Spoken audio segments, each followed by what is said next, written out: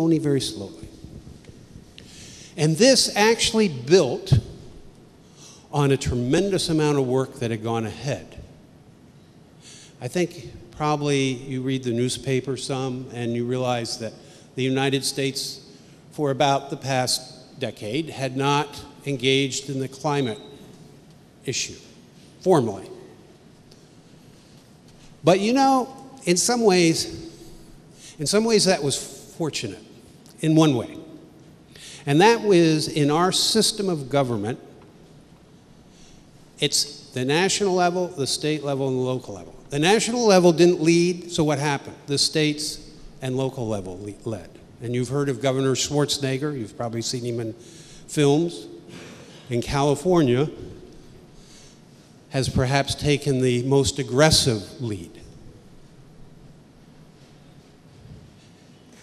on a whole range of areas.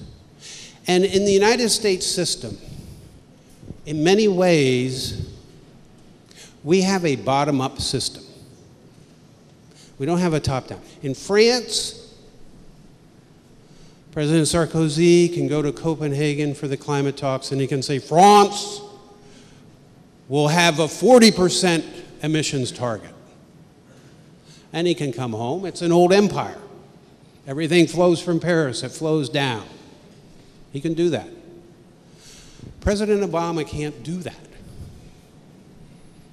Anything he proposes in Copenhagen, if it's binding, he has to come back and the United States Senate has to approve it. The US signed the Kyoto Protocol. But you didn't know that because you hear, oh, the United States is not in the Kyoto Protocol. Problem was, President Clinton brought it back. He never submitted it to the Senate for approval. Why? Because when they counted heads, the likely vote was 97-3 against it. So President Obama, as he moves to Copenhagen, has to present something that he knows the United States Senate will approve.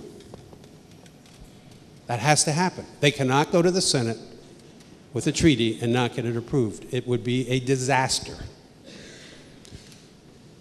So both with this stimulus bill that was presented and with new climate legislation in our Congress, these are the building blocks. The hopeful passage of this climate legislation will enable President Obama to go to Copenhagen and say, here's what we can do, because he knows he can take that back to the Senate and get it approved. So as you watch what happens in Copenhagen, this is a key element. And of course, the other is, what's China going to do? They emit more carbon dioxide than the US does. So we have an ongoing effort to try to reach agreement with the Chinese. But this stimulus bill is putting in place some really important, once again, building blocks, foundational building blocks for a clean energy economy. It's being done for jobs, but it's an investment towards a new kind of energy economy. So the first area that I think is really foundational, very important for everything, is the stimulus bill has about $11 billion to create a smart energy grid, electric grid in the United States. It's changing the electric grid, which most people would think it's very sophisticated. I bet you think that in an electric company, there's a room, it kind of looks like Houston Space Center with all these maps, digital things. It's an analog system. It's like an old-fashioned telephone. It's not digital. So the smart energy grid is all about the digitization of our electric grid. The thing you'll see, and it'll come here, it'll be a smart meter on your house, a little computer. This will allow the entire electric system to be much more rational, much more efficient, and it will enable a lot of energy efficiency potential. For instance, Whirlpool Corporation announced last month that by 2014, every appliance they sell will have a little computer chip in it that'll talk to a smart meter. All the appliance companies will go this way. So, what that means is now we will get much better control of all the systems in our houses and offices and buildings, both for the person that lives there and then for other advantages at the utility level. So there's a big investment there. Of course, that's going to put a lot of people to work. That isn't, by the way, going to build the whole grid. That's the beginning. That's the establishment of the different approaches, that getting over the initial hump. Another area is renewable energy. Okay? So most of the renewables have a problem. They cost more than the traditional power, the coal plants, etc. That's why we have all these emissions.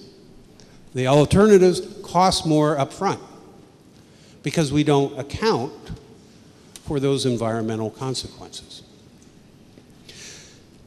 So, however, the price of renewables is coming down and has been for a long time. In fact, wind in the United States is in many cases competitive.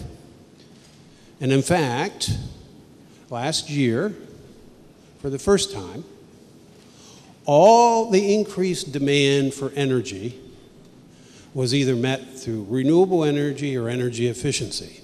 In the United States, we've stopped building coal plants. We don't build coal plants anymore. You know why? It's economics. The major financial banks who lend the money for the plants agreed with a group of environmental groups to do a very simple thing. They agreed that any time a proposal comes in for new power supply, they would do an economic sensitivity analysis of future carbon price.